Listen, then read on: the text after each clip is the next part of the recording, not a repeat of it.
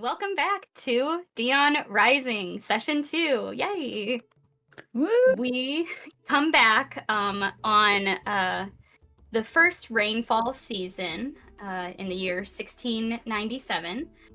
Last time, you all were on the receiving end of a giant flail snail attack, which you managed to avert and prevented most loss of life, aside from the one animal handler whose keys were used to open the cage. They appear after Marroway's well-done medicine check that he was bludgeoned by something other than a flail snail before he died. So, you guys enjoyed the Festival of Flowers together and did a little bit of drinking and a little bit of conversing amongst your newly formed relationships here. And you were rewarded for thwarting the attack of the flail snails by being given free housing at the military barracks, or like the city guard barracks of the Copper Cloaks of Tuzenkin. So, you managed to get in a long rest, and you awaken the next morning as the sun is rising and the cool night air of the kind of springtime weather is being quickly taken by the hot middle continent sun. So, I will let you all tell me, how would you like to begin your morning? Well, Zata, he'll come out, he'll still be in his loincloth, he'll be just going to go try to find something to eat. He'll probably see if anybody else is around, and then probably go, if the food isn't ready yet, or if not, if people are awake, he'll probably go using the training grounds that the guards have, just to test his skills sharp. Can we please call it a lion cloth? Okay, yeah, you want it. It can definitely be a lion cloth if you want. It's not made out of lion, though. Nice. It's a little confused about the spelling. It all works out. Yeah. Close enough. All right, Ados is definitely going to knock on Seraphina's door in the morning with robes in hand, asking for a quick prestidigitation before they head out. Seraphina opens the door, and her unseen servant's just in the background, just like cleaning cheese off of her dress and like ironing things. Her hair is crazy. She's not ready yet. She opens the door. She starts prestidigitating Ados' clothes. Oh, thank you so much. It's quite nasty in here. Marroway will, he's currently underneath Bula's bed, clutching onto his little teddy bear, Sir Lavender. And so he is going to wake up and give out a sigh of relief and crawl under the bed and kind of like poke Bula kind of on the cheek to try to get her to wake up. Bula's snoring. Just so loud. The puddles of drool, the snoring. I don't even know that she feels the cheek poke. He's going to take the hint and let her sleep some more and just head out of his room, still holding on to his little teddy bear. And I would imagine he sees poor Seraphina with her hair all a mess, the way she probably didn't want anyone to see her. She quickly closes the door. And I'll nod at Marroway and say, morning, so you had to see me in such a sorry state. I was just about to get dressed. That's okay. And you would notice that his eyes are like super red, super puffy, and he almost has like tear stains all over his face. At that, Ados will stop at his door and say, hey, is everything all right? Of course it is. The morning is here, the sun is shining, and we made it through the night of nightmares. Nightmares? It is pretty uncomfortable in here. The airflow is not optimal for sure, but if you need somebody to talk to, Seraphina's right there. I'm all good. I mean, it's just a dream, and now I'm awake, and everything is good, and we're having a great time. Indeed, yeah. So, do you have breakfast then? I hope that the day goes easier for you than the night was. Yes, I love breakfast. It's the most important meal of the day. That's what they say. Mainly because it's the first one, and then I get to eat it. Halfway through that sentence, his door is already closed. Perfect. Zata and go ahead. I was gonna say Kilian is probably has been up for a little while. He's probably doing things like calisthenics and stuff in his room quite early in the morning, and it probably wouldn't be too long before Zata sees him coming out into the training yard as well, and just starts kind of practicing some fencing work, some of his whip skills against some of like the straw dummies and stuff like that are out in the courtyard. You guys, Would go ahead. Oh, would you like to spar? Going against dummies don't really do anything for me. And where I'm from, we would always spar with each other most of the time. I don't know why people have such a fascination with dummies. They don't do anything. Yeah, so I suppose it's to teach the younger ones where to strike without any danger pressing them. But I'm all for a little bit of a sparring match. What kind of rules are you used to? First to yield or first to draw blood? Fair enough. Any weapons of choice? We in my pride, we would use claws, fang, swords. Depends on what you want to do. I'm up for anything. Well, I'm missing a couple of those things, but I do have a sword with me. All right. Yeah. I could use, and he'll kind of look around for a wooden training sword, I guess. Just a normal wooden one, and then he'll grab it. I'm not particularly great with. I prefer my two-hander, but I can use a sword. All right, fair enough. Maybe do you want me to use a wooden sword as well? If you want, you don't have to. You can use a normal sword. Doesn't bother me. What a play. Okay. Confident, are we? Not so much confident as I don't really have another sword. I don't want to. It's a training, and I like to use different weapons. So I don't mind trying to use a smaller sword for now. Kilian wants to look around and find like a short sword to give to Zata, and I just gonna assume he like grabs it from like maybe a stand of them, and he throws it over to Zata, and he says, "I don't need any handicaps." Wish.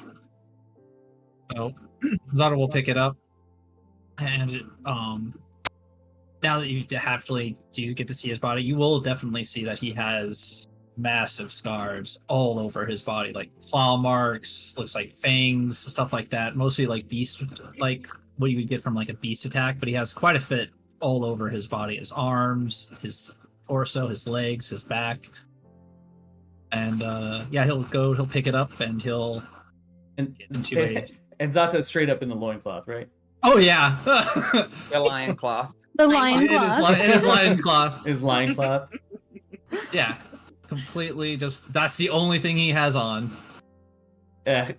Killian will just kind of like start unclipping his leather armor off and just peel off like the top layer, which kind of reveals just a really light undershirt with like the sleeves like seemingly just sheared off, and you can see like along like a lot of the unexposed or covered areas that were there before the armor was taken off. Now there's like kind of similar to Zata, lots of like scar marks, very maybe not from weapons, but looks like some claw marks, different depths, different sizes, ranging from like large creatures to small creatures could have left these scars on Kilian's body, and he'll assume a fighting position.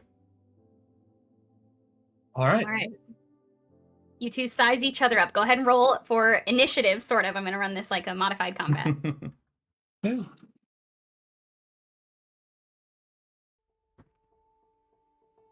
right, I got a 7. I rolled it on me, D&D Beyond. 1! All For right. 1. Okay, that means Kilian, you're gonna go first. With the 7, though, you're feeling like you're having trouble like shaking off the sleep. You're actually not entirely used to sleeping under a roof like this, so you're like, I'm a little stiff from too soft a bed, to be honest. But For me, I that think- being said, for Zata, it's even worse. Oh, for Zata, I think he's actually purposely not going. Like, he's literally just, like, staying back and trying to size up your movements. Playing some defensive. Okay, cool. Kilian, go ahead and roll to hit. I'm gonna say since you're both not using your general weapons, we're just gonna say like a +1 to attack rolls. Okay. All right. So that's going to be a 6. As Killian just kind of like comes in with like an overhand swing down. Yeah, and Zata, just with his immense size, manages to just jerk to the side at the last second, avoiding your blow. Zata, go ahead and you can roll your turn. Okay. I rolled a 7 as well, so that's not... It's going to be No a long hit. duel. Yeah, so it's just... You're kind of both like off your we're kind best of... start. Well, they're kind of feeling... I would say like they're feeling each other out, trying to Yeah. do marked blows for blow, just trying Yeah. to see Yeah. what the other person is capable of. Yeah, you're both kind of watching each other's footwork, trying to predict their next movement. You haven't really seen each other fight a little bit once, but you were more focused on definitely the flail snails in that fight. So, Kilian, go ahead and roll to attack again. All right. That's going to be a 13. Oh, that'll hit. I only have 10. So like Killian will, kind of dodging Zata's last strike. He'll kind of use the momentum and just kind of thrust the sword forward towards like his thigh, not wanting to cause any kind of damage, but like kind of aiming down towards the. I don't know how tall this is. Yeah, probably down towards his thigh. Cool. You clip him, and it's smarts pretty good. Zata, you take the blow. You kind of like shake your leg off. Go ahead and roll an attack. It'll be a 15. I think that hits. Right. Yeah. Bill? Yep. All right. All right. How do you attack him? So he, as soon as he gets the hit, just because it was like a more of a thrust, he'll just like come down in a nice, like a strong downward arc at you. So even if you like try to jump back, his arm reach would be just long enough that it would still hit you. Yeah, for sure. Kilian, you take the blow back, and you're both at this point seeing each other like, okay, yeah, you're on my level. I see what's going on. Kilian, go ahead and roll to attack again. This time's only a 3.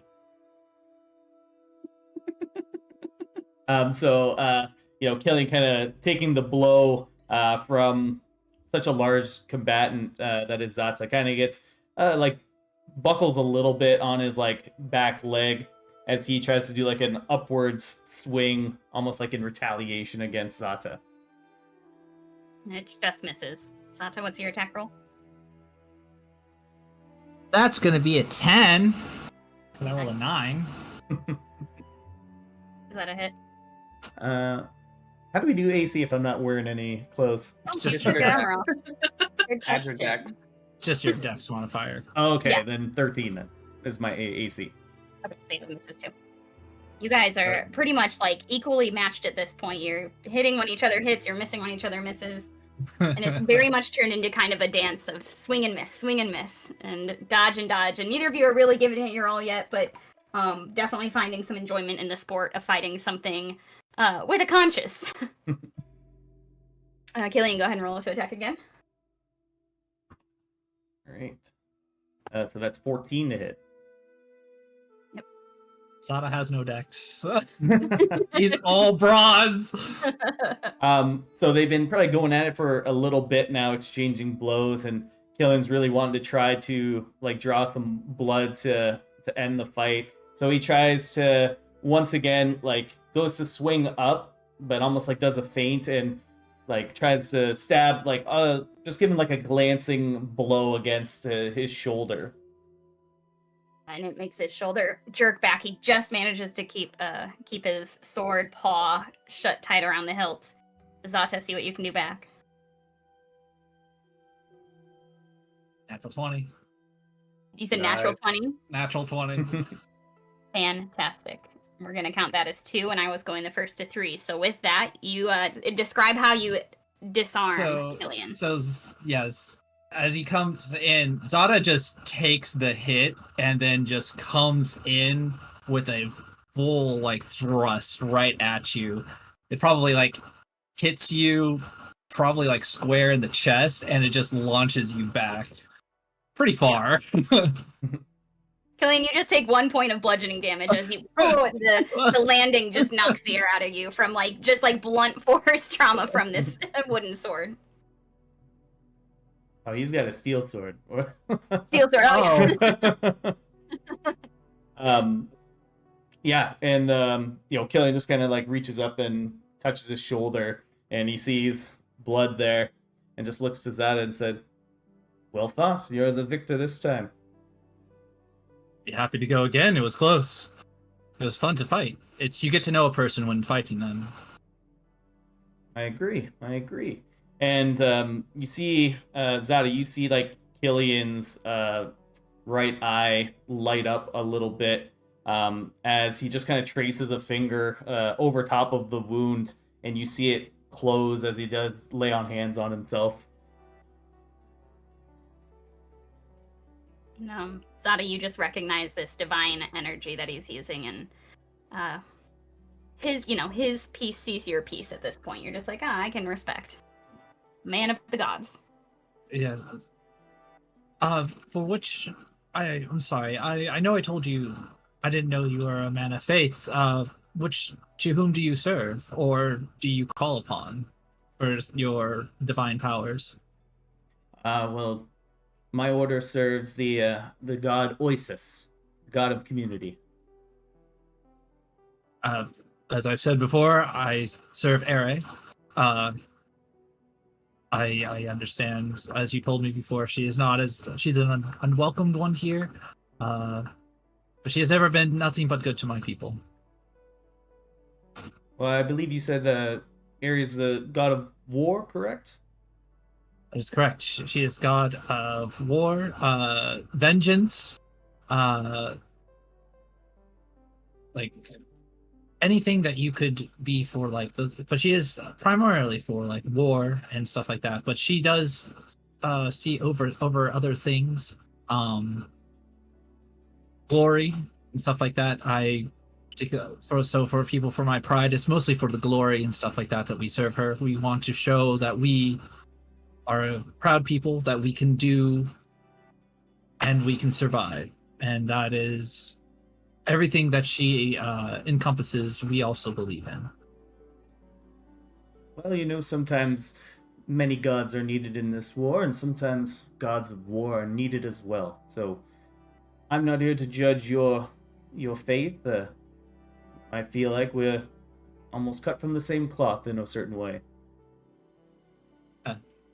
Yes, I would say maybe same cut, different cloths. Speaking of which, you should probably put some clothes on. Killian will just walk away. Not to just be like, I only like to use it when I need to go to fight. Then I'll just go in. Yeah, you follow your noses, and you see Marroway has already made his way while you were dueling to the breakfast table. And he's grabbed himself some, like, it looks like a little, like, berry tart of some kind with honey drizzled on top. And a plate of, like, an herb salad in front of him, and he's picking at it slowly. Good morning, Marroway. Oh, good morning! Are you here to eat the breakfast? Yes, I was waiting for it to be made. I was up earlier. It wasn't ready yet, but now I plan to eat. May I sit and eat with you? Of course! And you see he's gonna pick up his bear that he had sitting next to him and, like, put it in his lap. Who has his own plate. Little piece of fruit on it. I'll say at that time, Eidos is probably done prepping himself in his room and will come out and look at the breakfast as well. Say, oh, it's early. And then sit down. Killian comes to the table with just an ungodly amount of like scrambled eggs and like ham and stuff like that. And he just like starts wolfing it down. Yeah. All protein. Yeah. He's even got like looks like a protein shake. I'm Just a gonna bunch like of raw eggs. Aw. going to like hail over whoever is like walking around serving and just say, could you have your cook put whatever the biggest piece of meat you have just anywhere with heat so it does the cooking? I have a friend and she probably won't wake up until she smells the meat, so that would be really helpful. She says, "Listen, love, this isn't a restaurant. You're in an army mess hall. I don't know what me talking to the cook is gonna do for anybody, but you're welcome to go try and ask them. But I think they're already trying to clean up the buffet." Well, that's unfortunate. Do y'all have any meat? Anyone else here have meat? I don't know how we're going to wake her up without the big copious amounts of meat. Unless You we do have- see you have ale? they've been refilling like a fisherman's stew kind of pot, which will be like the kind of meat serving with breakfast besides eggs and pig bacon.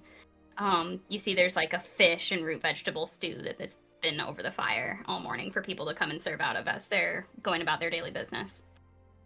I guess So I'm just the going to smell- go spoon some into a bowl. I'll leave my teddy bear in my seat so no one takes my seat or my food. And then I'm going to walk it upstairs to Bula and kind of waft it around her. Marroway, do you want me to wake her up? I have a very good way of waking people up. I don't think that would be the wisest. She's a little grumpy when she wakes up. Okay. Yeah, if you ever need to, Lion's Roar always seems to get people to start moving. I don't know. I feel like there could be a full-on war happening in the same room and her snoring would drown it out. Fair enough. You could probably use So that roar on Serafina if you need to expel one. So Marroway is just like wafting the stew. She like doesn't even open her eyes, but she's just like sniffing immediately. That's all good. and she kind of gets up and just immediately is reaching for it. Here I you suppose. go. The morning is here and the morning brings food. She just like grunts and grumbles and doesn't really have any like full actual words yet until she gets at least 75% of the stew down already. And then she says, "I'm up. I'm coming." And she kind of like makes her way down to get more stew. Yeah, you go down with your empty bowl and you see all your companions from the day before all sitting around a table eating their breakfasts. Except Serafina, who has not quite cleaned herself up enough for public presentation yet. Yeah, Serafina takes the longest to get ready and is the last to come down. She needs time to do all of her hair, her makeup, and put on like her multiple skirts. And you see her come down. Her hair's done up so that her roots are kind of hidden. She's trying to disguise them. She's hoping to see Coolguard today, so she definitely tried to put herself together. She comes down and sees Eidos, and she hands him she opens up her palm, and it's like a little handmade bracelet, and it has a little charm that Zata got us with a little snail shell, and she holds up her wrist, and she has a matching one, and hers is burnt. Wow, beautiful. And he'll immediately put it on. Say, "Thank you. I was wondering what we were going to do with this." He's like, "Oh, I made it for us." Well, my unseen servant did. Same thing. Of course, yeah. I mean, it's pretty much the same as making it yourself, am I right? And she'll hold it up to Zata across the room to show him what we did with the snail shell. Yeah, he'll grab his drink and he'll toast it like, to the many more hunts to come. You'll be decked out in no time. So Serafina will turn to Eidos and be like, "Next time, don't get yourself killed. You need to be more careful." Next She's time, like smacking him. stop. Next time, hit them more. And at that, Eidos will turn to the others and say, "Well, what's on our dance cards today? We're going to talk to the head honchos at this barracks, or do we want to go straight to the castle?"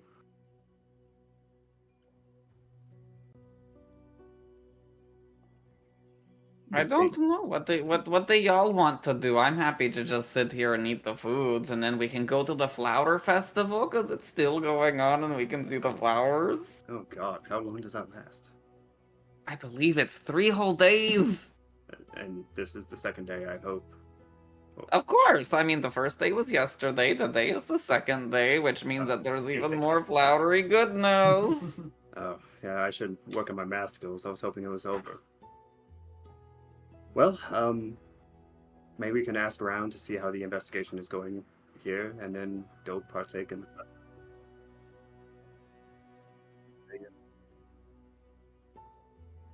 Yeah, probably a good idea to check in with the guard. Now, where did they say that we would get our reward?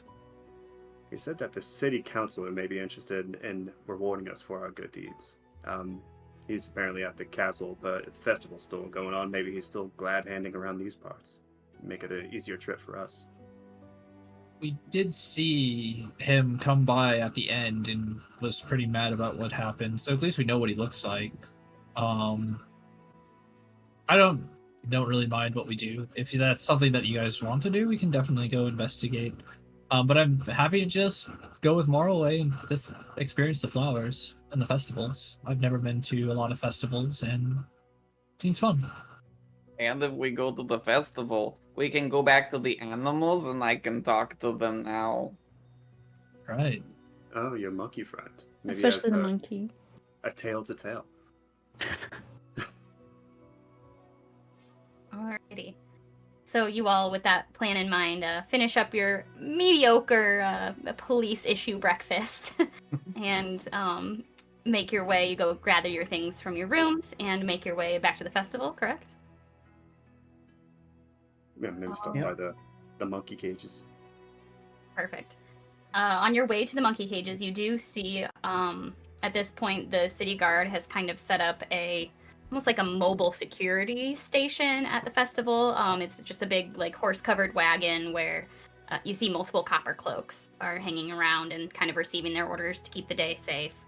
And you see leading that the same Captain Bonard who you spoke to the day before briefly, and he recognizes you all, seeing you walk through the crowd as very interesting-looking people are easy to spot, and he flags you down, waves you over as he's giving out order to a few lieutenants. I'll walk right over. Captain, how are you doing today? Says, fine, my boy, fine, thank you. So far, early morning people aren't quite drunk enough for this to be an issue yet, but we thought we'd have a little bit more of a presence now that we know what can go wrong so easily. And with that, he kind of waves away his couple of copper cloaks that he was giving orders to. And they go on about their business, and stepping down from the wagon that he's next to, opening the door, is a 40-ish-year-old, very nicely dressed human man, who you guys recognize was waving out of the High Counselor's carriage during the parade the day before. This is Counselor Olpart's son, and kind of like the heir to that city seat. Interesting. He's right next to us? Mm-hmm. Okay. He steps down and he introduces himself. He says, I assume you're the drow boy that, with your companions here, helped stop the issues at yesterday's festivities, yes? It was a little bit of all of us, yeah. He And says, I'll gesture to everybody else. he gives you all a very polished nod and says, Ozem Tuzank, my father is the High Counselor, and I'm the High Counselor apparent. As he gets up in age, it behooves me to be around and aware of these happenings quite a bit more. So please come to me if you have questions or concerns about what's happened yesterday. And the captain, the Copper Cloak captain, says, yes, we were actually just discussing what happened yesterday. If you all wouldn't mind stepping in, kind of away from public eyes, we could use a bit more help. Yeah, Sure. sounds Is he good. asking us to step into the Yeah. covered wagon? Yes, exactly. It is a big wooden wagon. And he opens up the door, and you see inside there's like a rack of weapons ready. There's some different like maps and paperwork and things from the city. And a few, like there's actually like, it's big enough that there's a little desk set up in there for the captain to work off of. Okay. So Bula just like kind of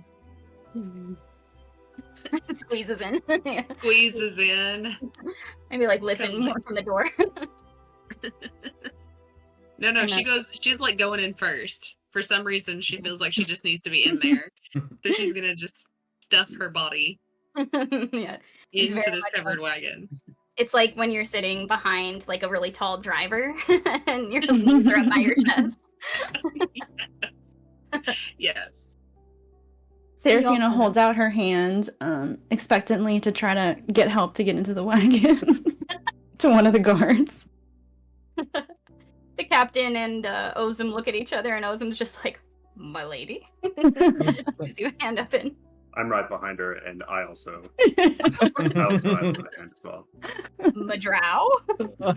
Marroway sees this and is like, what is happening? So he does it thinking it's a custom. Wait, Ozum is just like, seriously? Helps every one of you individually into the wagon. Who do they think they are? And him and the captain follow you in and close the door behind them. And they say, we cannot thank you enough for your service yesterday. However, we find ourselves in a bit of a situation, if you will. And the captain says, a situation is right. The thing is, High Counselor really just wants everything hush-hush. He doesn't want anything to overshadow the success of the festival. He's very, he can be quite emotional about these things, see? His son says, yes, my father is, finding more and more sentimental things in life these days. So, we have investigated what we could from what happened yesterday, and we need someone to follow up without catching eyes and anybody taking notice that the Copper Cloaks are investigating some sort of trouble. And the captain says, yes, we can, if we sign a contract, for instance, sort of a non-disclosure situation, we could tell you what we know and send you on our dime to figure out what happened and bring the perpetrators of what happened yesterday to justice. But we would need your utmost discretion and your word that you will keep the family name out of what you find. Almost Well, certainly. discretion is my middle name. Let me tell you, if someone here can be discreet about something, it's this one. It's true. I've seen his papers. At the very least, with this group of people, no one will expect that they're working with the Coppercloaks. Precisely why we thought it would behoove us to have you more involved, since you're already the only citizens to really have witnessed everything that happened yesterday. We don't believe that any of you can be traced back to the old parts, or the two Zanks, or cause a panic among the crowd that is supposed to be celebrating a very joyous holiday, and whatnot. We'll certainly be discreet for you, but my grandma Maz, she always said that the truth is always going to come and bite you in the butt in the end, so... Ozum kind of scoffs and is like, maybe so. But alas, we just want to get through the next 2 days with as little word on the street about this all as possible. If we can get through the next 2 days, what happens may happen. And Captain Bonard has opened up like a parchment box that was on the desk and pulls out 6 contracts and hands them out to each of you. And it's very simple. It's just 100 gold piece will be paid in total to the party who bring the perpetrator of this date's terrorism attack to justice. And it's pretty it's pretty easy to read. It's like obviously written by the captain himself. It's pretty black and white. It doesn't seem like it's got like technical jargon or anything in it. You're all just like, okay, this is pretty clearly like we're gonna get paid this amount of money if we manage to bring in whoever caused this issue yesterday, and have enough evidence for them to be tried. So Zada's gonna kind of look at the contract and just be like, then he'll just like look around for like something. He'll pull out like a small like skinning knife and he'll just like poke his paw and like smear the blood on it and just put his paw print on it and be like, there you go. They just see that and say, so much for negotiations. I guess I'll sign to. And he'll pin his name. I'm going to kind of poke Seraphina next to me and be like, what do I do with it? It's just a piece of paper. I think you're supposed to sign it, and then they'll give us money. Well, that doesn't make sense, but if they're going to give me money for it, I guess I'll do it. And then he's just gonna sign it and like hand it in, and then he's gonna hold his pinky out, almost like a pinky promise. Ozem once again like looks at the captain, and the captain just shrugs, and Ozem's like with his pinky. He doesn't really know what you're doing. All right, it's a pact. We will do it for you. Captain, are you wanting the perpetrator brought back alive, or? Ideally, yes. We Okay. couldn't possibly have it get out that we say otherwise. Very well. Just wanted to make sure, just in case we come up against any unexpected force. That's all. Well, don't let them cause a scene, is probably the more important question. Fair And what enough. was your name again? Ozem Tuzank. Ozem. Ozem Tuzank. Heir apparent. Okay. Well, now that we're working together, can you think of any reason why somebody would have wanted to commit this crime? Did Well, somebody- we have our rather founded suspicions. We just need more evidence. And the captain pulls out a like a little cotton like drawstring pouch, small, and opens it up and pulls out a piece of sky blue torn fabric, like just a little bit of it, like it's almost like just threads of fabric, and lays it on the desk and says, "This was found under the dead man's fingernails." Mm. And he says, "We spoke to some other witnesses of the beginning of the crime, and they claim to have seen a suspicious figure in a sky blue cloak and a bucket helmet near the animal enclosures just before the chaos." Now, this isn't unusual for them to have been here because there are knights in the city.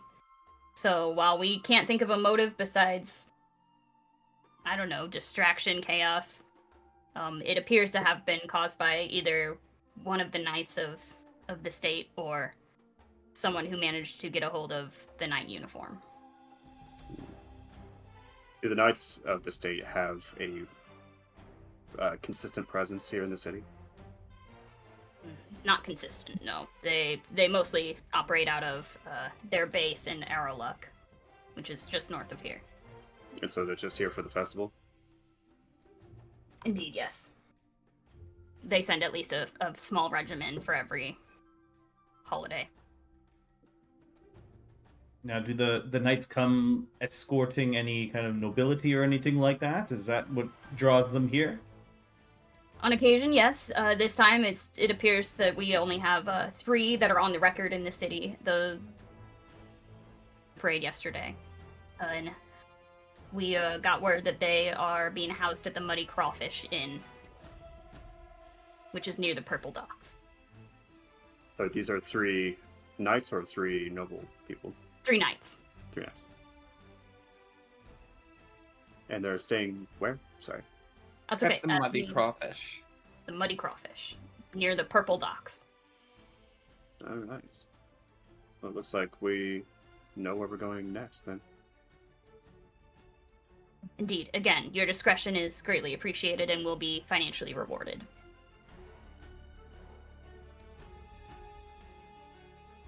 And with that, they swing the door back open, and Ozem kind of straightens his suit, helps you all back down. Can you need it?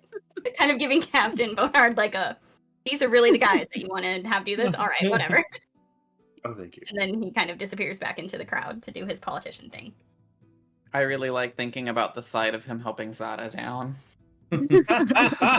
Yeah, Zata would just feel like, all right. Like, these customs of these people are weird. Yeah, it's just weird people. He's straight up thinking the same thing. Are we alone now? Are they still here? The captain stayed in at his desk. Ozum wandered off, so now you guys are back outside the wagon by yourselves. I mean, not by yourselves, with a crowd of people and festival goers. It's still, like, relatively early for the festival to be started, but there's lots of merchants setting up their booths and people coming and going as they get ready for the day. So nobody else is really paying attention to our random group, though. No. Now's your chance, Marroway. Do you want to talk to your monkey friend? I want to talk to all of the friends. They had so many animals, I bet they all have information. Go have fun. So I'm gonna grab Bula by the hand and like drag her over to the animal enclosures. She's still like yawning a little bit and pulls a little bit of like a meat stick out of somewhere and starts chewing on it as she follows you. But just kind of smiling that you're like skipping and so happy about it. He leads you over to the animal enclosures, where you see all the same animals that you saw yesterday, minus the snails, and their cage has been pulled away. But the others are there, along with 4 handlers. Alright, so I'm just going to like start my ritual for speak with animal, because I am not burning a spell slot on that. Awesome. So we're going to be doing that for about 10 minutes. Cool. Is there anything anybody else wants to be doing during that time? Can I try to tail the guy that was talking to us? I wanted to kind of get a vibe and see what I can see what he's like. The noble that was just talking to us, the son of the lord. Yeah, sure. Are you trying to like keep your presence hidden-ish from Oh him? no. No. They just follow it. Just following it. Yep. He for sure notices that you broke off from the group and followed him into the crowd. After like 3 minutes, like at one point he like sees you out of the corner of his eye and you're so tall and so golden and Right. black. Just like but you see him like glad handing some of the merchants in the city and I want to say generally like Kilian's like following Zata from like a distance behind, just like, what is he doing? Like, and like Kilian's like weaving in between the people, like blending in, and like Zata's just standing and just walking without any Just care to parts everybody away from him. And then if he happens to taller hit than anybody else. yeah, and if he as Bula said, if he sees any small people like gnomes and halflings and hits them, he'll say, oops. And then keep walking. Like, yeah, oops is right.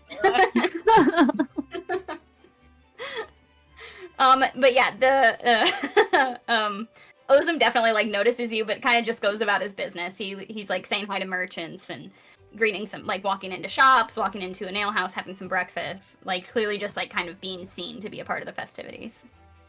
So Zata's going to see if anybody else is trying to follow him, like. So he's following him to see if anybody else is following him. So, like, just looking around. See if anybody else is, like, noticing Ozum. Yeah. Definitely, like, merchants stand a little taller when they see him. People recognize him, like, a couple, like, family members, like, point, and they're like, oh, Ozum's out today. Clearly he's one of the most famous people in the city. Outside of that, there's no one that's, like, actively trailing him besides you that you can see.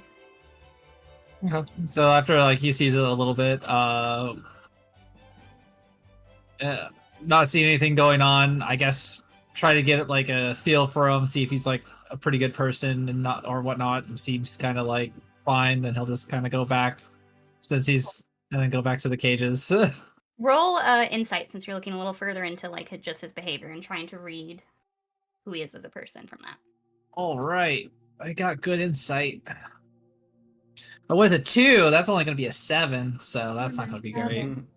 You're like, that's a guy. People That's know a him. guy. Seems Whether pretty that's good or famous. bad, All I don't right. Yep, that's what you got. And you go back and rejoin the group. Kilian, you've watched all this go down, and you're just like, what was he doing? Literally, I'm just like, just making sure he's not getting into any trouble. Yeah. You're pretty relieved when you see him, like, shrug and walk back to the group. All right, and Seraphina's go ahead, please. Seraphina's gonna try to break away to see if the site where she stole her egg, she's gonna see if anybody has noticed that it's gone or if anybody's looking for it. She has the egg under her multitudes of skirts.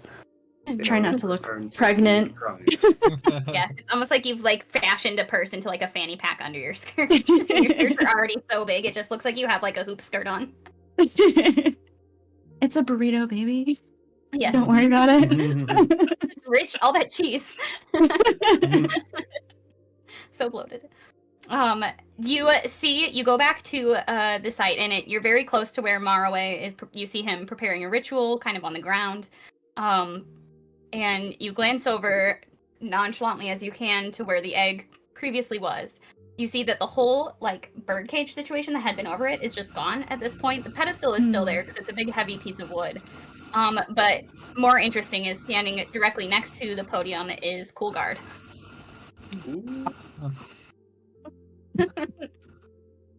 And he's between him and 2 other copper cloaks.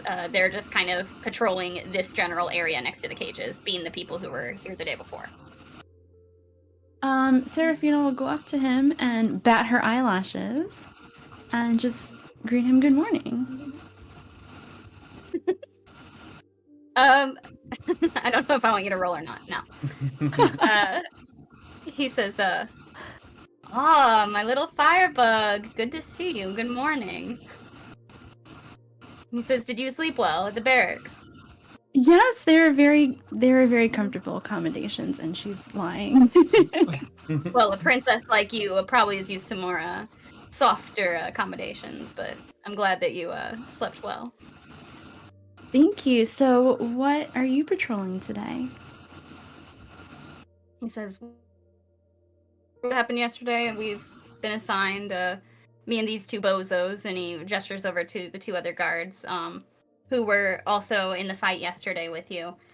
And he says they thought that we'd probably best served keeping an eye on this area again, just in case. So here we are, bored and staring at a monkey that throws its poop at us.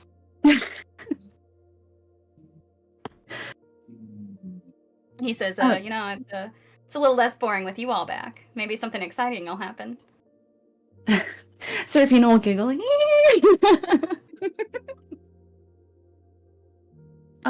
Well, I hope to see you later, and then she will go back to see if Marroway is able to actually talk to this monkey. Yeah, as you're wrapping up this conversation, Marroway is finishing up his little ritual. And at Marroway, you are sitting there kind of meditating on this spell for a minute, and the sound of the crowd is slowly added to by the chattering of these caged animals around you that you can now understand. So you have, there's an alligator in one, like a large alligator in one cage, a giant monkey, like normal-sized alligator, giant monkey, giant crab, and a something that looks kind of like a large owl. Is the wolf there? Sorry, yes, the wolf is in the last one, not the owl. I couldn't Pardon see me. through. Yeah, the dire wolf. So which one is closest to where? Is it the monkey that's the closest to where the monkey happened? On either side of the snail cage, there's the monkey to the right and the alligator to the left.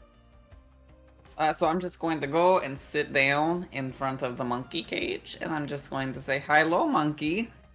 It sounds just like you, like very much mimicking you, and says, "Hello, goat." How are you? Don't think I've ever been asked that. I'm in a cage. Oh, that doesn't sound very fun. Huh. That's why I've been throwing my shit at that weird guard over there. What, the really cool one over there? Cool. It doesn't look cool. It doesn't even have fur on its face. That's true. That's very true, actually. Well, maybe Jimmy, you should how throw a are little you? bit more. I'm doing great, especially now that I get to talk to you. I've been looking forward to this all night. He goes, that's so kind. Oh my god. What do you want to talk about? I just have a quick question, and then we can talk about fun stuff. So serious first, and then fun. So yesterday, the last sun that was up, yes? There was a guy here, and he got bonked on the head, and then someone took his keys and let out all the flail snails. Do you remember this happening? Of course I remember the deaths of Petunia and Go-Go. I'll miss them dearly. It was a travesty. I'm not a fan of it. It made me very sad. But do you happen to remember maybe what the guy who released them out and agitated them so much looked like? He looked like you, and like her, and like him, and like them, and like those people. And he's just pointing to every humanoid in the area with no real rhyme or reason. Amazing. Do you happen to maybe, like, see, look at right here, you see my eyeball is purple? Do you see it's like the same color as this? Do you know what color his eyes might have been? Did you see? Is there something with that color anywhere around here? Its head was made of metal. Oh, goodness. I did not see eyes. Did you see any hair coming off of the face coming out of the metal? No hair. No hair? No hair. I could see. Metal head. No hair. No eyes. It says sky. Color of the cloak. Color of this going on back here. Oh, that's good to know. And then shiny skin, shiny bucket on head. Pretty necklace. Big. Pretty necklace? What did it look like? I wanted it so bad. Could you get it for me? If you tell me what it looks like, I'll go get it and bring it to you. I can. I want it. It was so shiny.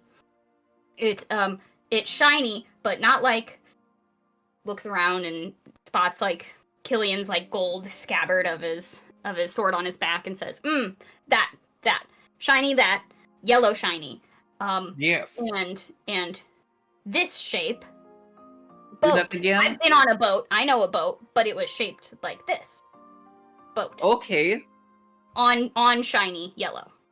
Big. And it was all just yellow? Oh, that does thing. sound pretty. I'll have to find it for you. I bet it would look cute on you. I know, I would go with my fur. I want to. All right, well, I'm going to on it and then throw it at that weird guard. Yes, that would be amazing. It would give it some extra weight, and really Meanwhile, make the poop Serafina and fly. Coolguard are both standing there, and you and this monkey are both just going and pointing at Coolguard. Now, I have just one more question for you. Bula, come here, Bula. I need your help. And then I'm going to stand up next to Bula. And I'm going to be like, now, height was he like me, like short, or was he like tall? And I'm gonna like try to hop to get my hand like to the height of Bula. Was he like tall, or was he like short? Like her, and points to Serafina. Like her. So just kind of in the middle, but still kind of short. Shorter than me. I deserve yellow, shiny boat necklace. Yes, you do. You've been very helpful for me. It stands up in his cage, and its cage is just a little too short for it to stand all the way up. But at this point, you're like, that is heartbreaking. Crazy. And it sits back down, and it goes, they give me watermelon. They give me lapa fruit. They give me good water. A good life. Oh, it's a good life. Okay. I was kind of getting the impression that you wanted me to break you free. Where my great monkey granddaddy was from, we used to be eaten every day. So, good life here. Okay, so we don't have to stage a mass, exodus of all the animals. That's good to know, because that was next on my list. Oh yeah, Petunia and Go-Go were pretty moody, so I'm not surprised they did what they did. Okay. But we'll miss them anyway.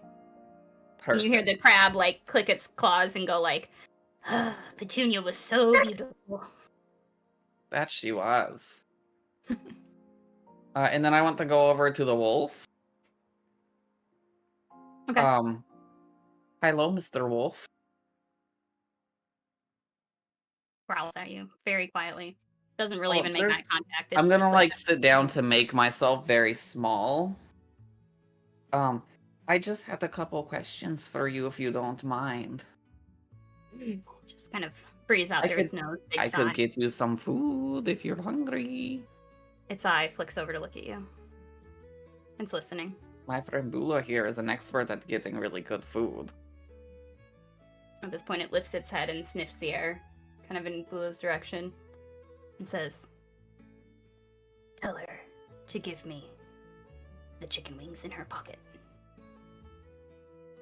Oh, that could be dangerous, but I'll try. I am danger. I am the night.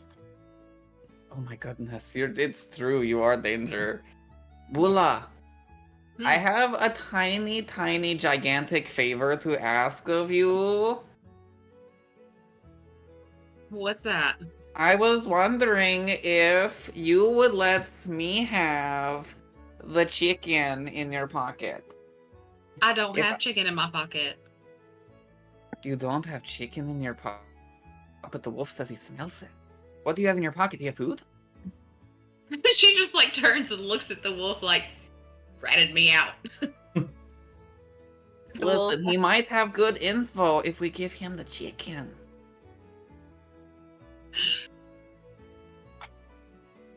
Fine. He can have the chicken in this pocket, but he can't have the turkey in the other pocket. And she just like All he asked for was pulls like 3 or 4 chicken wings, like more than should possibly be in one pocket. Just like pulls them out and tosses them into the cage. There you go. She just like grumbles. She walks away and pulls out turkey from the other side, starts eating it. The dire wolf, like, in one bite, kind of swallows the meat whole. Says, "Now what?" I was just wondering if maybe you remember when someone came and bonked someone else on the head and let out the 2 snails. Incredible. I love the violence. Yes. It was a lot of violence. I was just wondering if maybe you smelled a little bit of what that person smelled like. You are. Why? Go. Smell all. I smelled copper. Like blood. Before the violence began, I smelled blood on their person. Okay. Well, that's very helpful. Thank you. You remind me of a friend of mine. Are they cool? Are they what? Cool? They're very cool. He's kind of like a wolf like you, but a little bit different. He like stands up and does like the cat stretch, like back feet, front feet, like full stretch, like yes, thank you. I know. All right, thank you so much for all of your help. It's been really, really nice talking to you and getting to feed you. And I'll see you later. Do you enjoy your life here? Yes. Matzo. Okay. Just double checking before I leave. Promptly lays its head back down. So I'm going to come back to the rest of the group and let them know, hey, so the person who did the head bonking and the snail releasing, it would seem that they had a necklace that looks kind of like a half circle, like a ship kind of thing. It was all gold. And it sounds like they already smelt like blood before getting here. So I think they killed whoever's uniform that was and they took it. So I don't think it's an actual guard. And also they're about the same height as Lady Seraphine here. Do I recognize- Seraphina stands taller. Did you kill them? Did you do it? I'll only judge you slightly if you say yes. Not that I know of. Well, that's reassuring. I believe you. That's all I needed. Do I recognize the description of the necklace as a symbol of the state guard? Roll a, and you're not the only one person who has to roll. Roll a history check. Whoever else thinks they might know can go ahead and roll as well. I think Serafina will try as well. Yeah, Seraphina would probably be a good one to roll. Yeah, I got an 8. I'll turn to Seraphina and ask. And Seraphina, roll with advantage because you're literally from the area. Take the sheet. That's good. That's real good. What did you get? Don't worry about it. That's better. 11. We have any higher? I would not know. Zata wouldn't know. Bula would not know. I don't think Kilian would know. Yeah, Seraphina, you know the way Marroway describes it to you. You're like a boat, like a U-shaped boat, and he's like, well, that's what the monkey said, and you say, yeah, that's gosh, I learned this in school. That's the sigil of the city of Arrowlock. Arrowlock, it's close to here. But I don't know if that's helpful. Lots of people are from Arrowlock. Including the guards that came to this festival, right? Mhm. Yeah, so that city, Seraphina would know, is like kind of the Lena Myrna's big like military force, like where they train the copper cloaks for every city, where they train the blue cloaks, which are sort of like the National Guard type situation, all the knights of the realm.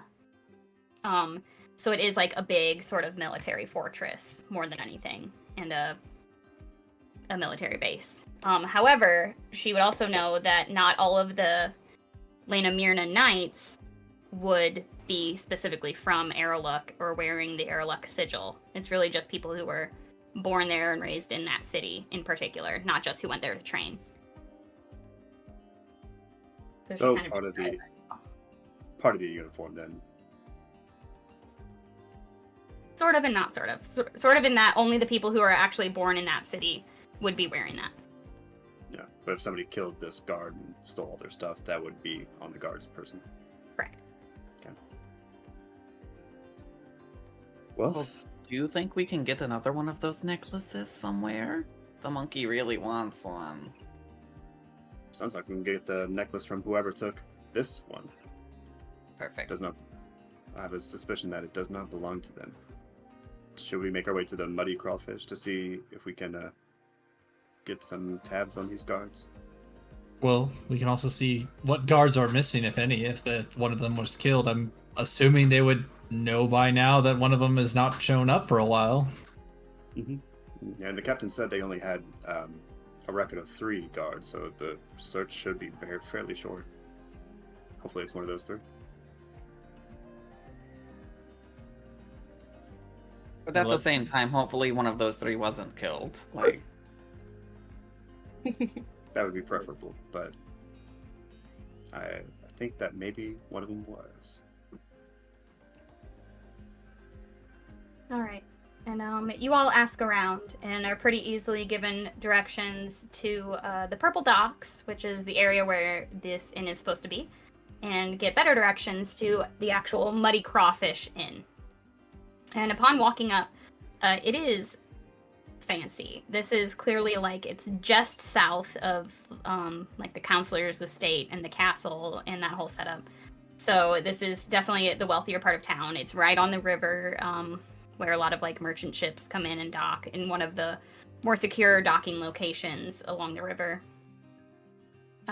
And you step into the Muddy Crawfish and find that it is it's right along the lines of somewhere that Eidos and Seraphina would have stayed before, and a little bit above everybody else's pay grade. It's like the front isn't even like a tavern necessarily. It's like a nice little like sitting room, almost like living room area. It's sort of like a bed and breakfast compared to the places you've been. There's a sitting room area, and then there's like a desk area where people check in, and you can smell like really good food cooking. And You walk in. I'm pulling up my own map. Hold, please. And the sitting room area just has a few like tables set with like old tea service and some breakfast plates. And you walk through to see who you can find, and you walk into this very nice little den area at the bottom of the stairs, and you see two silver armored, blue cloaked figures sitting in armchairs next to the lit fire, finishing their breakfast tea. Who wants to take lead on this one? I mean, I can talk to them. I used to be kind of a guard in where I used to live. Maybe they'll talk to me. Say, go for it. Finally, we're in a place of culture. I might go have a cup of tea. I'm gonna put my hand on his, like, I want to say shoulder, but I don't think Marroway can reach it easy, so it's actually gonna be, like, on his bicep area. And I'm going to say, I wish you luck in this social battle of yours, and then I'm gonna cast guidance. Zata, you're like, ooh, that feels nice. You suddenly feel a little bit more confident. And the room is only really populated by these two. It's like literally the size of like a nice living room. So they're both sitting in armchairs, but across from them, directly in front of them, is a nice long couch. There's some bookshelves, and then there's an open door to a dining room to the right where you can go and ask for different refreshments if anybody would like to. I'll go there and get a refreshment. Kind of keep an eye out on Zata and these two guards, make sure nothing goes awry. Perfect. You all kind of disperse through the room, and they've like clearly noticed you. Like you're the only people in the room, and you're all very interesting looking. And the female, she looks humanoid.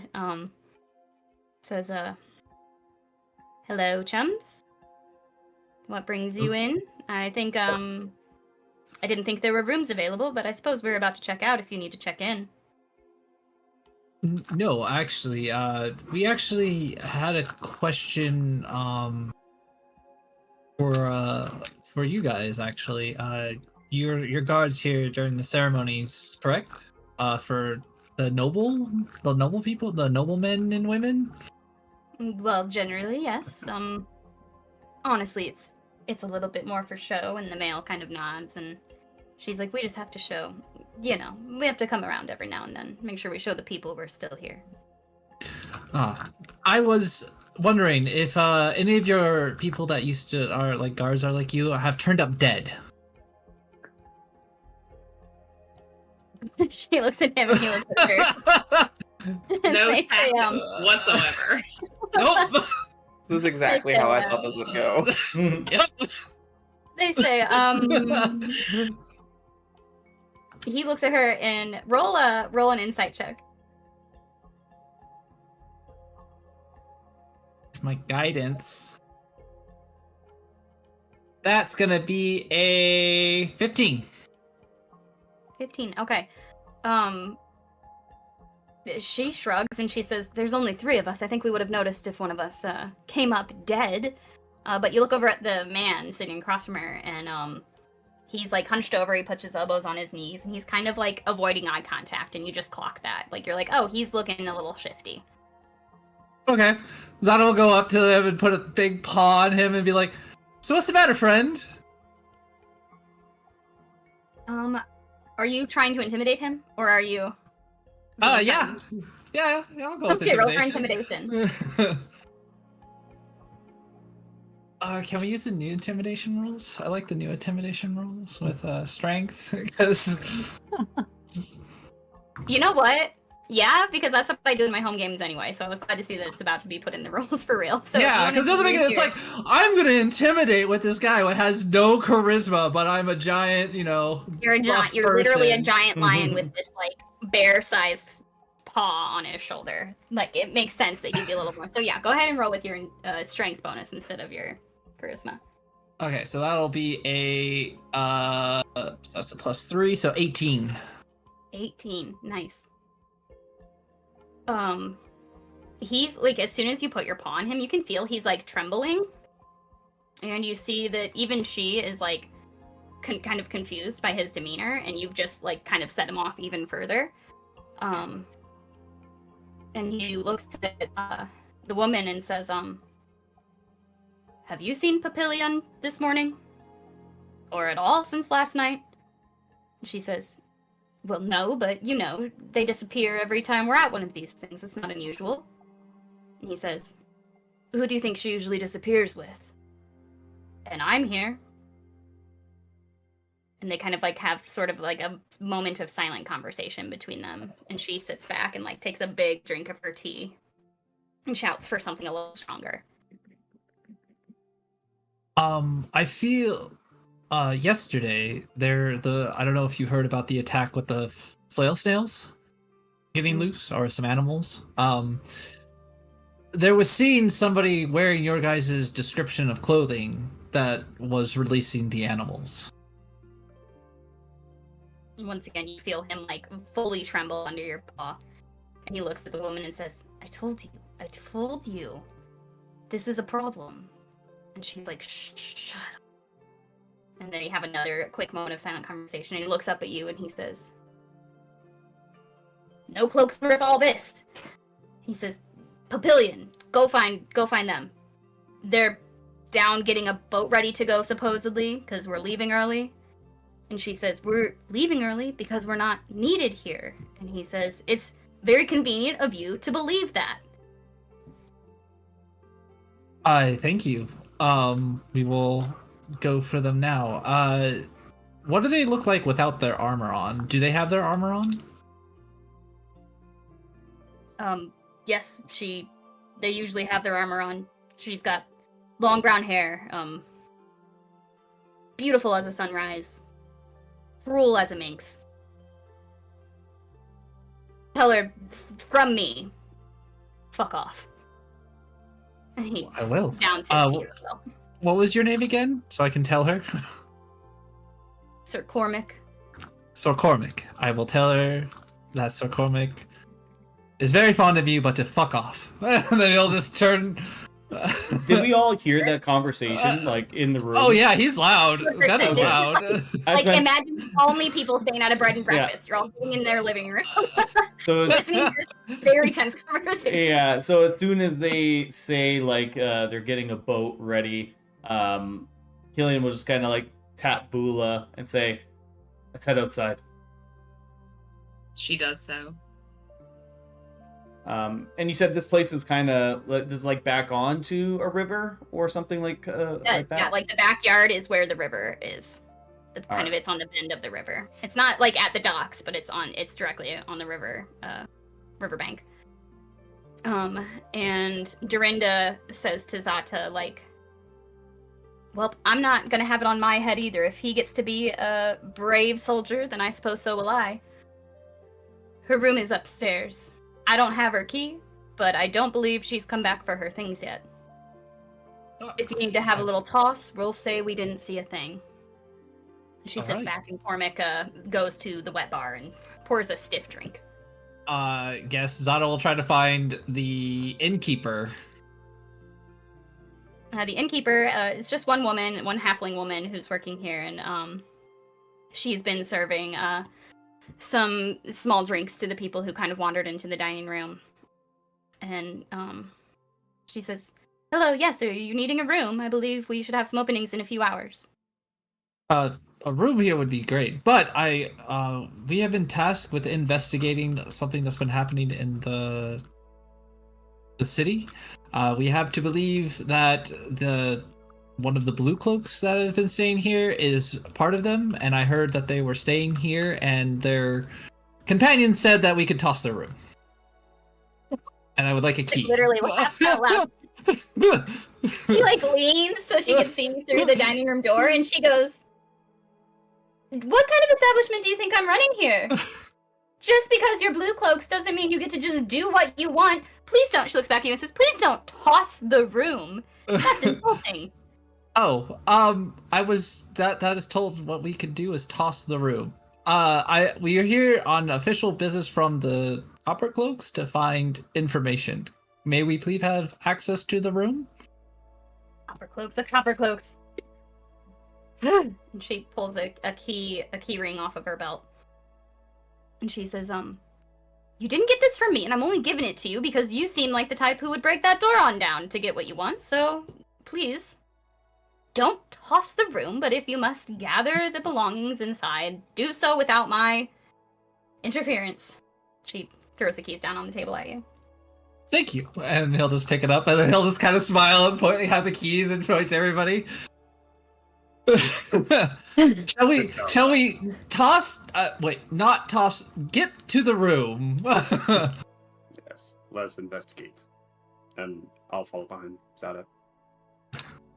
So as they're leaving, Seraphina's gonna walk up to the innkeeper and say, if you don't mind, we would appreciate if you don't say a word to this to anyone. He says, do you think I became the most sought after inn by the blue cloaks through my loud mouth? I don't think so, honey. I deal in discretion. Those two are paying me, so if they say toss the room, toss the room. You just didn't hear it from me. We would deeply appreciate that, thank you. She says, cheers, my love. Please get the fuck out of my inn once you're done. Seraphina will go help to investigate the room. Alright, we'll all go. Outside, how far is like the docks from this building? Like, can we see the docks? Kind of like if we look down the river. You can more accurately see like the opening where the docks would be. Like the river is bent in such a way that some of the trees kind of block your view, the other houses block your view. It's a pretty populous area still. So it's a little ways away kind of thing. Yeah, it's like maybe like a 4-minute walk down the road. Oh, okay. Or along the river edge. It's not super far. And it is downhill, so though a lot of things are blocking your view of the actual docks and ships themselves, you can see exactly where people are coming and going from on the streets. The rest of you walk up the stairs, and being given the kind of master key, you locate where the other blue cloaks told you was Papillion's room. And you try every key, you find the master key and unlock her bedroom door, and you see a well-made bed that doesn't look like it was even used, a chest, like a traveling chest, and an empty kind of armoire situation. Zata will go to the chest and see if it opens. It is locked. He's gonna try to force it open. It's locked with a padlock, so you can try and break the padlock with like the hilt of your sword or something. Go ahead and do a strength check.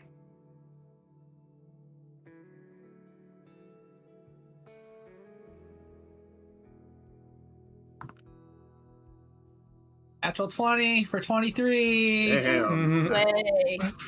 So he doesn't even he just grabs it and just does this. You literally don't even use anything. You just strong pot. Incredible. It does. You're like, it looks well made, but it just like snaps in your paw. Snaps right across. And you swing the chest open. And you see inside there's some like folded up, like there's a secondary cloak, there's some folded up underclothes, and there's a stationery box inside. Zata will just kind of like pull everything out, and then if he thinks it looks useful, he'll just hand it. So he'll hand the dresses to Seraphine, and then the papers to Enos, and be like, and he'll just keep taking everything out of the chest. You just empty it. Seraphina definitely takes a look at the dresses. This is clearly there's guard uniforms, there's extra underclothes. The extra blue cloak is a very nice material. It's very has sort of a satiny sheen, but it's thick like wool. You're like, oh, this is lovely. I could make a wonderful skirt out of this. Cute. And Yeah, it. Yeah, she'll take it. Maybe her unseen servant can make something out of it. Ados will take a look in that stationery box. Sure. You open up this stationery box. It just kind of has a hinge lid. And you find some general postage, some blank envelopes, and a few pieces of mail. One of which catches your eye because it's been folded a bunch of times, like it's almost like coming apart at the folds when you unfold it. And it says, let me see if I can just share it with you so that y'all have it. But this is new for me, so let me see. Visible to players, force open. All right. Oh, cool. Ooh. On above VTT from D&D Beyond, sponsor us. Contents of the note.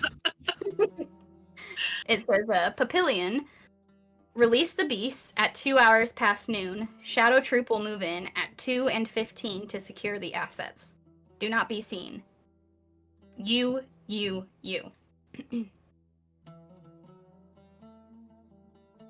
As in the letter U 3 times is sort of where the signature would be.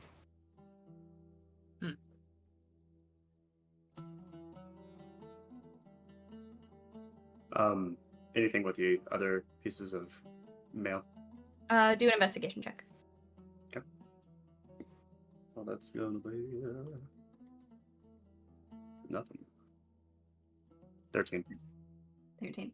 Yeah, it's like there's one that's just like a general like horse housing bill, like stable bill. Horse house. There's just some like the orders that they got to come attend the Festival of Flowers. You really only notice like the consistent thing is that it's just the name Papillion. Like there's no surname on anything. It just seems like that's the name that this person goes by. Okay. Even on like the official like bill paperwork, it's still just Papillion. Interesting. I'll show the letter to Seraphina. Do you know what these initials could be? They're sort of strange. Seraphina will squint her eyes at the paper. Would she know anybody with these initials based off of her family connections? No, you like go through like the essential Rolodex that's been trained into your head of all these like noble houses, all these like inheriting families, all the landowners, all the business owners, and you're like, I know some people with a name that starts with U, but no one whose name has 3 U's in it, even if I knew their middle name. So it doesn't quite ring a bell. Well, I think this is pretty much proof that Papillion committed this crime, and if she's trying to get a boat, we should probably go get her. Yeah, it'll be like say that like mid-sentence, and then there's like Zata's just like picking up the mattress to hold it above his head, looking underneath it.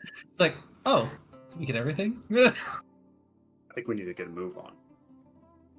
All right, and he just kind of drops it. The innkeeper comes upstairs with fresh sheets. She's like, well, you might as well lift it up again so I can change the sheets, please.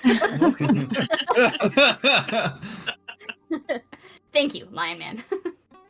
Now, again, get the fuck out of my inn. I get You the won't fuck out of laugh my I walk up to Kilian and I'll show him the note and say we found this in the in Papillion's personal belongings. It looks like we have our perpetrator. Sounds good, and seems the docks are only just a few minutes away from here, so we should get a move on to make sure that this person hasn't sailed away already. JC. All right. And in this montage hustle like this, ducks. I slide across the hood of a carriage. As if you're not all conspicuous enough. People are like, wow, they really all come out this year, huh? All right. You guys hustle down to the docks, easily enough done.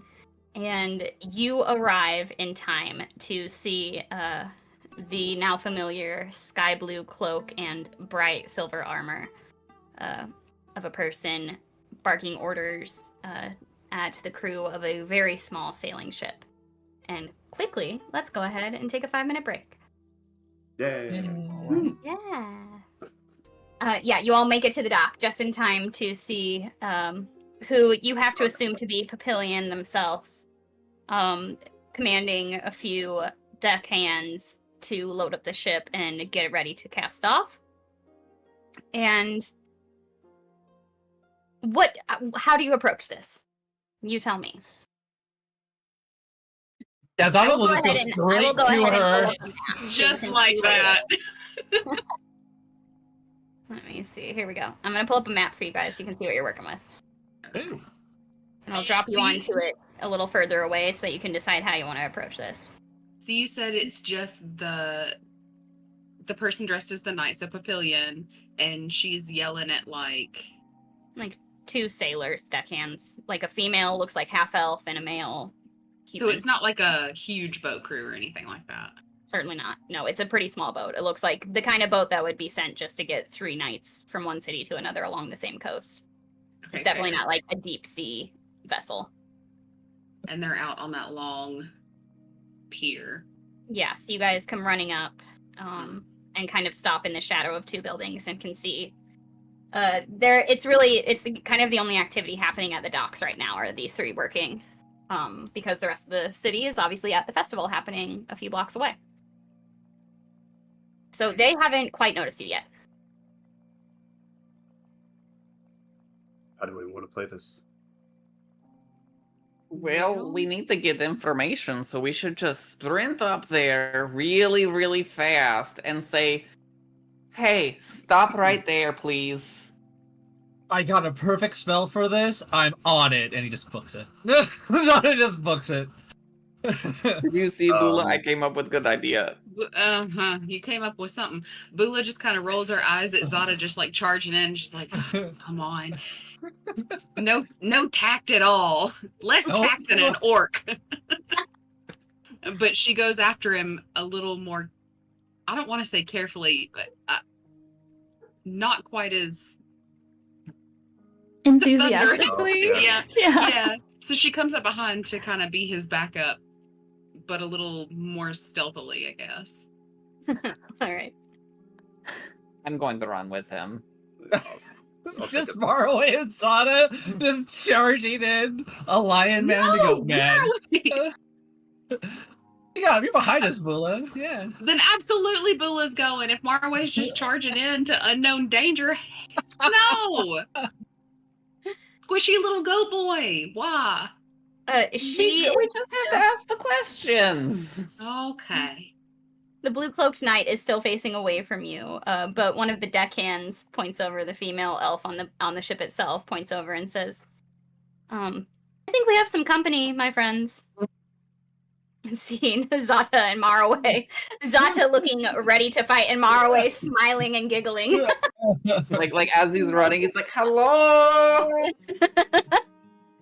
And the other 2 turn and look your way. The man is half orc.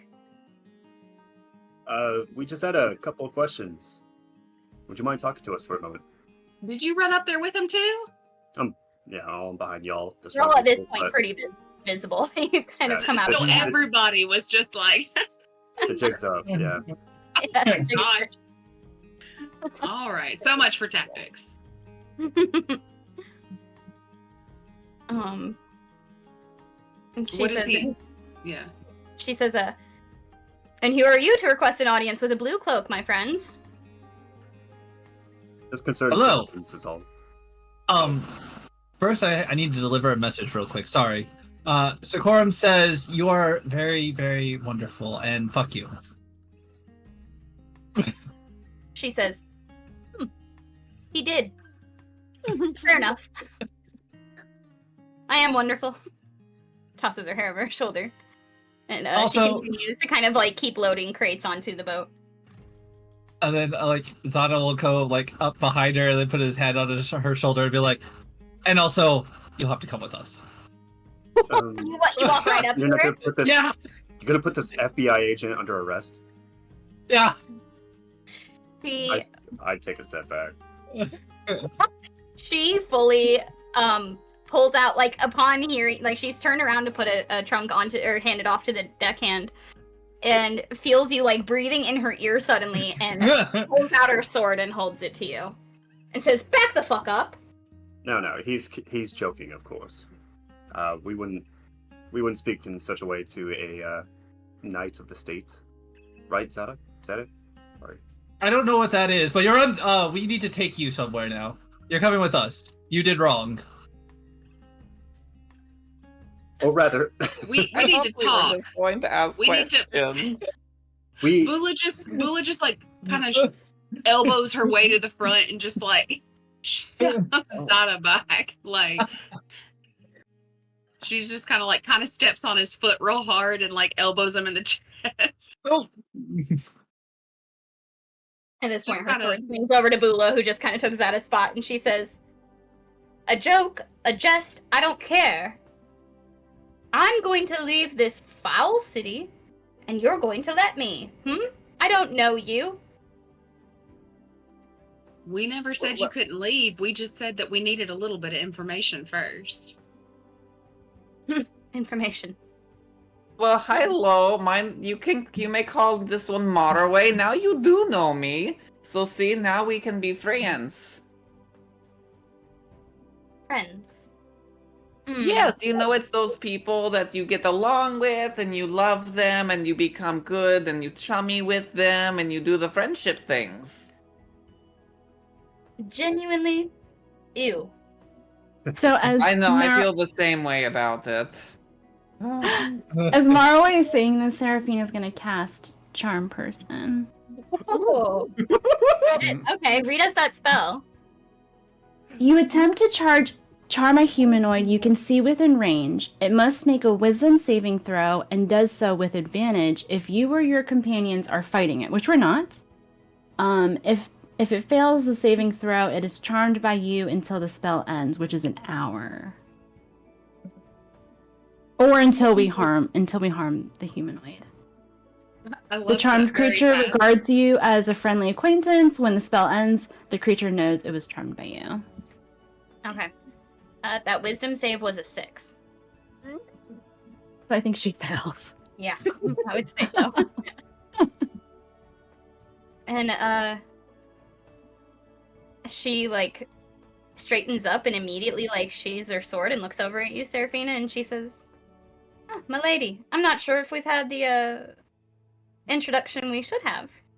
And she comes she just kind of like shoulders past Bula and moves toward you, Seraphina, down the dock and puts her hand out as like a handshake gesture. Sword fully sheathed at this point.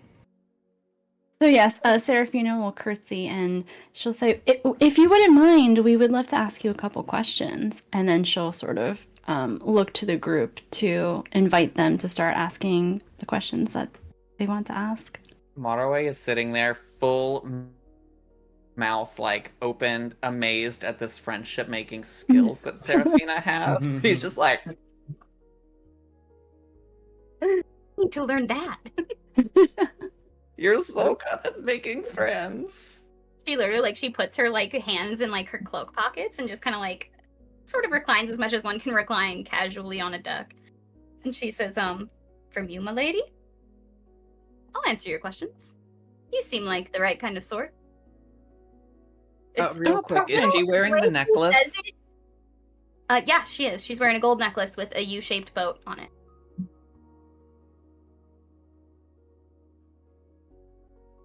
All right, so Seraphina will, she'll lean in and she'll say, "Oh, well, that's a beautiful necklace. Have you been wearing that all weekend during the festival?"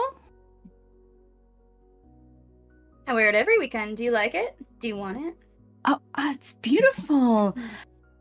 I would love that. Thank you. She unclasps it and gives it a little toss to you and says, "It'll look prettier on you than it does on me." Winks at Oh, you. thank you. She winks back.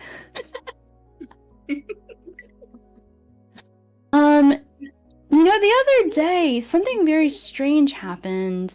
We noticed a couple of snails had escaped their cages. Do you know anything about that?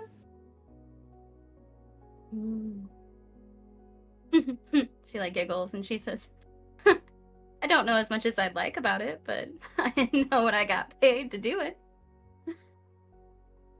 Oh, really? Tell me more about that. He says, like, "You look like you like buying nice dresses. I also like buying nice dresses. I'm about to go back to a big payday for what I did." Oh, tell me more. I need to know more about this. She like looks around and she like sees like all of the rest of you watching, and she's like, Don't worry about them. "If you insist, you're so cute." Oh my god. Thank you. Yeah. So You like, too. oh my god, thanks. Yeah, this color is like really good on my skin, right? Oh, perfect. Oh yeah. Anyway, like, I don't know what the fuck's going on, but this city and my city are like not cool, man. It is pretty, I don't know, contentious. And then I don't know, I didn't ask a lot of questions. I'm just here to get some gold, you feel me? Yeah, And, me too. Yeah, all I had to do was open up one of the cages, cause a little distraction, a little mayhem. And then, I don't know, some asset was gonna be recovered. Who Doesn't asked matter you to who. do that? I need to get some of that too. She says, "It's funny, I don't even know their name. They're just like this group Really? of people who are like, I mean, they're kind of weird, but they got a lot of money, so they Who must be is it? beats me if I know." Do you know if I could get in contact with them too? I need money too. I'm broke. Oh my god, for sure. Like, are you good at things? Yeah, so many things. And she'll do prestidigitation. She'll like Like all the wrinkles in your dress. Yeah. The only wrinkles you've developed in the last hour. Yeah, she'll show her. She's like, "Wow, so I don't know if that's what they need." I don't know if you noticed, but I'm like a pretty powerful knight. I'm like a really good fighter, and everybody loves me.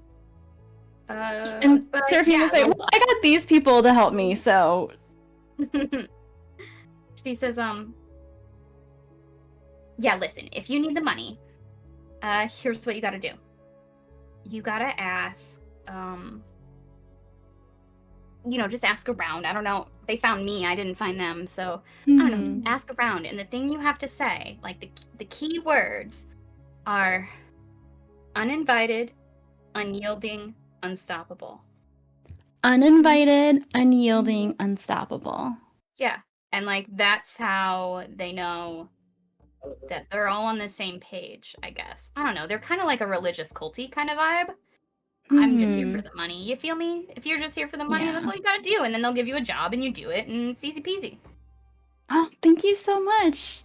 Oh my god, you're welcome. You're so cute.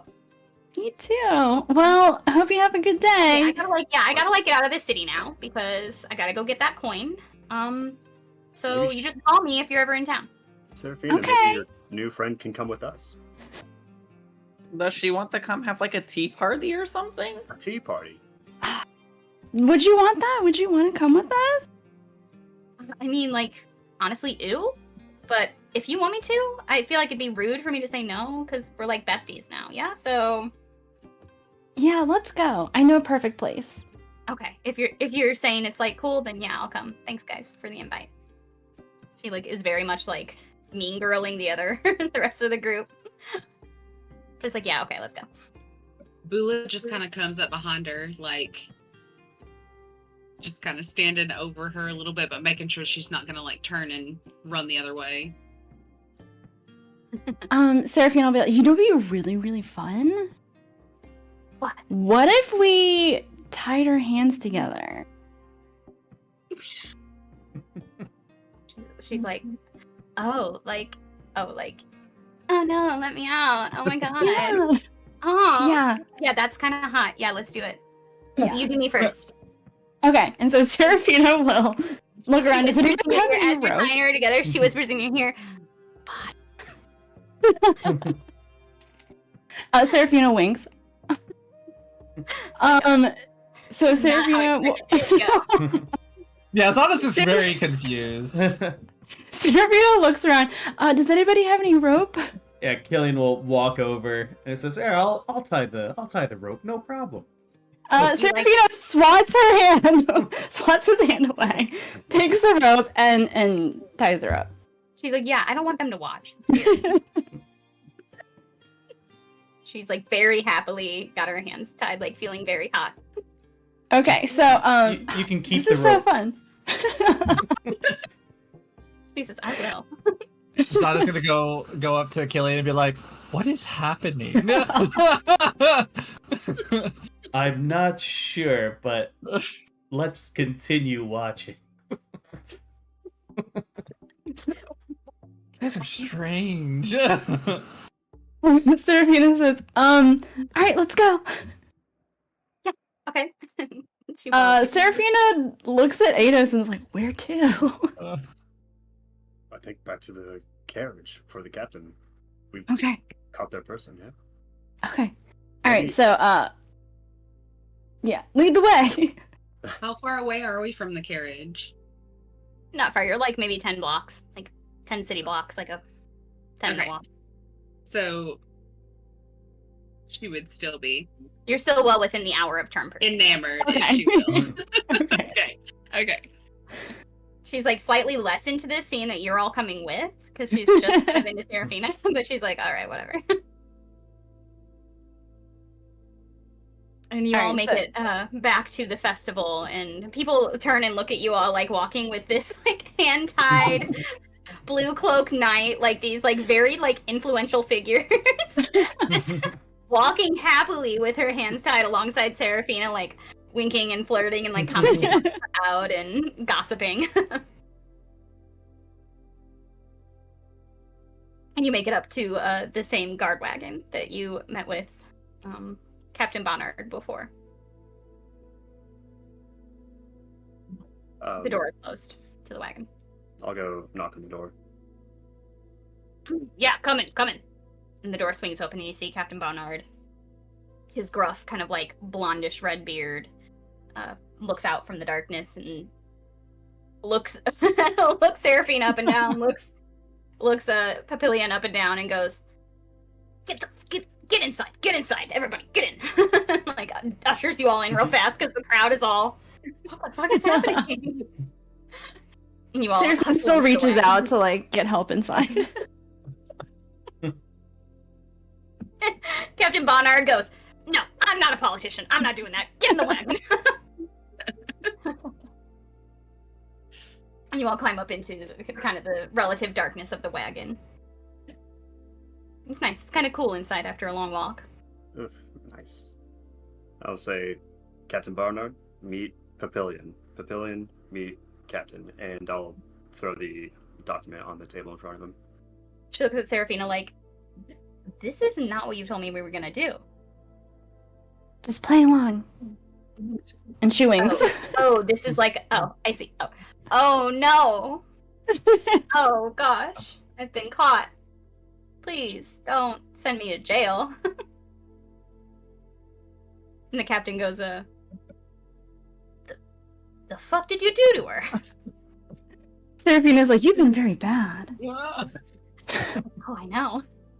I'm so bad. Seraphina's really good at making friends. You know, Captain Bonard goes, friends, okay. You all, I mean, I have to hand it to you, you've accomplished what I asked, except, who is she and what did she do? Yeah, I point to the note addressed to her that I put on his table, and I'll just say it's like, it looks like she's been in contact with some sort of shadow group that contracted her to create a distraction while they came in and acquired some sort of asset. She didn't know what. Reads the note over and looks at her and he goes, you're supposed to be this Papillion character? She goes, that's my name. Say it, don't spray it. He's like, I see why. She's weird. He goes, well, I asked you for evidence. I'd say this counts as evidence. What is you? She says, uninvited, unyielding, unstoppable. I don't know what it means. That's just how I know that I'm supposed to get paid. And he says, I have a feeling I'm going to have a conversation with her after whatever you've done wears off. And she looks at Seraphina. She goes, what have you done? What's supposed to wear off? Seraphina's like, I don't know. I don't know what he's talking about. Well, just like a dwarf, to be confusing. Very racist. He's like, okay, we're gonna go ahead, and he opens up the door and yells out like, "Oi! We need a cadet over here to bring one to the Stockards." And a couple of cadets come over, a couple of cadet copper cloaks come over and take custody of this charmed person. And she's like, "Wait a minute. I didn't even get like a kiss." Seraphina leans in and gives her a kiss and says, "I'll see you tonight." Oh, okay. I'll see you later. This is like a lot. Like, you have very specific fantasies. Okay, bye. She's pulled off.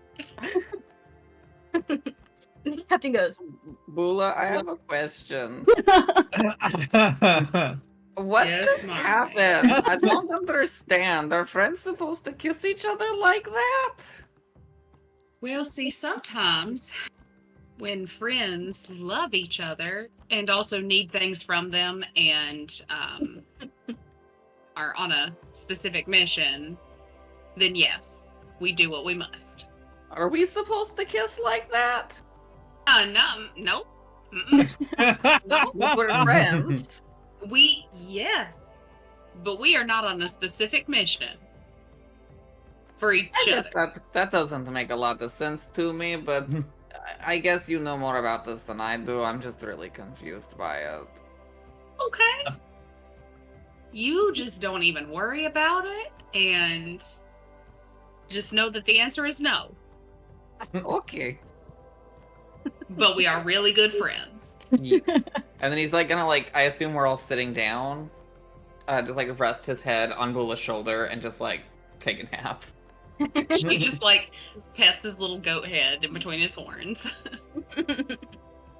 his hair is so soft. Like, how is it this soft? Bonard says,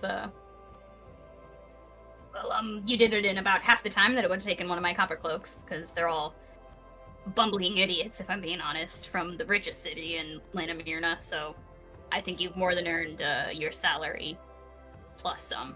I'm gonna take it upon myself to say plus some. And he goes over and he opens up a chest and he says, "You're all sure that this doesn't involve anybody else in the city that I need to be worried about?" As he's kind of counting out coins. Well, she did mention that she was contacted by people who are concerned with a point of contention between her city and yours. And we have reason to believe that she's from Aralac? Aralac. So... There's no shortage of bad blood there, but good to know there's something real that we need to be worried about. Thank you. He takes that There down as a note and then continues counting. Shouldn't be something else here. Just things there to look after. Interesting. Thank you for the information. And for bringing us someone worth interrogating. And counts out coins and hands out to each of you. He gives you the initial flat 100, not per person, but 100 flat. And then he throws an extra 10 gold on top for everybody. So you'll be dividing the 100 up between the 6 of you, and then you each get automatically a 10 gold individually. Nice. Dibs on not doing that math. And it appeared that this blue cloak was merely a distraction for something else that occurred somewhere in the city. She wasn't able to provide any details on that, but he specifically did that, let those snails loose as a distraction for something else. I don't know if anyone is been I believe they missing said the or anything. asset was acquired. Yes. Are you missing it? So, Oh, so a person. It could be an object. I don't know. I'll have to go back through the reports from the last 24 hours to see if anything of significance has turned up missing, or anyone, perhaps. Thank you. I'll jot that down as well for checking in on. And he's feverishly at this point taking notes while you all divide up your money. As we're dividing up the money, Seraphina will open up her palm to Marroway, and it's the necklace that she was wearing. Ooh, the little monkey is gonna be so excited to cover this with poop.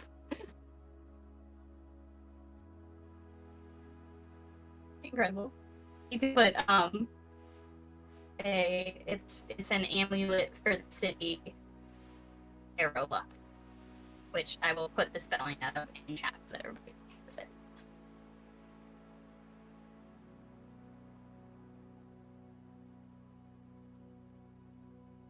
Ah, and the amount of money you get is also in the chat. That is not how I thought you would spell airlock. I know. I was so Yep. close. I was way off. It doesn't help I say everything wrong at least once. Bula doesn't know how to spell anyways.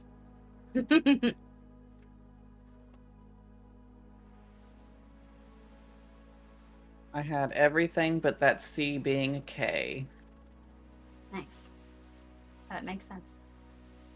You guys are on the Captain same Bonard wavelength. says you've all done the city of Tuzankin a great service. I will be sure to report back to Ozum how expediently and without bloodshed it seems. Correct? Do I need to be worried? No, not a drop of blood was spilled today. No, the only blood Unfortunately. that was dropped was the one that's on the contract for our kitty friend. Well done. Better than many of my cadets could say. He says, I'll be sure to pass this news along to the Tuzanks, and please know that every time you pass through Tuzankin, you drop my name or you drop Olpart's name, and you will be welcomed with open arms.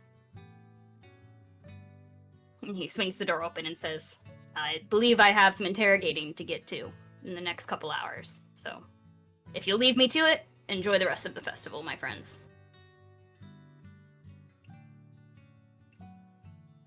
I'm Good going job, to head everyone. directly over to the monkey. And your speak with animals has for sure worn off by now, yeah? 100% worn off. But the monkey is clearly excited. Excited to see you. Oh my god! I'm gonna jingle it. Reaches its arms Slits through and immediately runs over to the corner, and you see it put it under its butt. And it gives a long look to the cool card.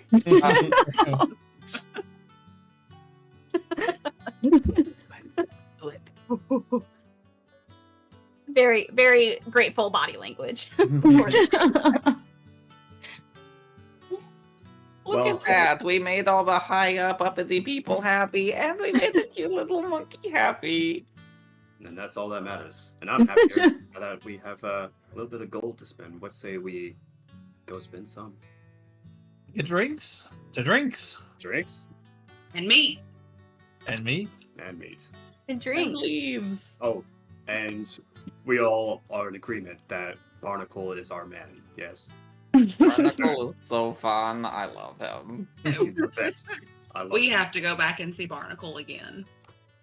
I mean, we didn't get to spend the night there, so might as well stay for a night there. We have some money. All right. You all gather up your belongings and you head over to the buoyant Banshee, and you see Barnacle behind. It's a very crowded tonight, being the second day of the festival. The patio is relatively abandoned at this time. Everybody's mostly inside, catching a little bit of the shade. Barnacle's behind the bar. You see a woman in front of the bar about his age, and it's fairly busy. The people who aren't out enjoying the street fair are in here having a very delicious lunch. You guys managed to use your morning wisely enough that it's just hitting high noon and lunchtime for people, so it's poppin' in the buoyant Banshee tonight. Barnacle sees you all and raises a flagon and says, "Ah, my friends, glad to see you back. Come on in, come in, come in, come in. We just put a stew on for lunch. Come in." And he says, his wife says, "You know, stew is harder to make than you'd think. It's really actually not that easy to make when you're not in a fully stocked kitchen. It takes hours cooking meat in liquid." And she starts going on this long tangent about how hard stew is to make, and that it's really not a very easy to make food, and that it can be delicious if you put some work into it. Yeah, so I'm just gonna be like shaking his head and just be like getting like asking for a drink and then like passing the drinks to people as he's just like nodding and like, uh-huh. Paul is very much doing the same. He says, I see you've all met my wife, Hattie. Bula's just like getting a little bit closer to her as she talks about each of the ingredients. There's just like a little bit of drool. And she's just like, Hattie's like catching on that you're interested, and she starts going on about all the different herbs that she uses, and how long you have to cook different meats for, and where she sources the meats. And Barnacle is pouring many drinks for you all. Very excited to see you, but like is clearly awkwardly trying to figure out your names because he never asked. He's like, oh, these are my friends, but like any bartender, he's like, I actually don't know them at all. I'd like to raise a glass to all of you, and Eidos will lift up his fine wine. Water. Good work, everybody, and remember, uninvited, unyielding, and unstoppable. And as he takes a drink, he's going to look around the bar to see if anybody looks their way. Smart, make an insight check. ooh.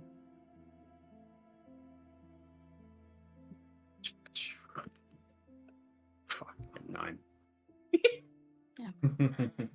It's pretty loud in there. There's lots of people at round tables having conversations. There's a waitress flitting around, but no one particularly takes notice of. I mean, besides noticing that you all walked in, no one looks up at that particular phrase. Eidos shrugs and says, well, it's a good drink and good meat anyway. And to a decent group.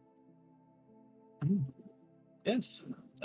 First group I've had outside my pride, other than the caravan I started. But it did well. I had fun. And we did something and got paid for it. I think Y'all we did got some something very decent well. skills that are worth getting paid for.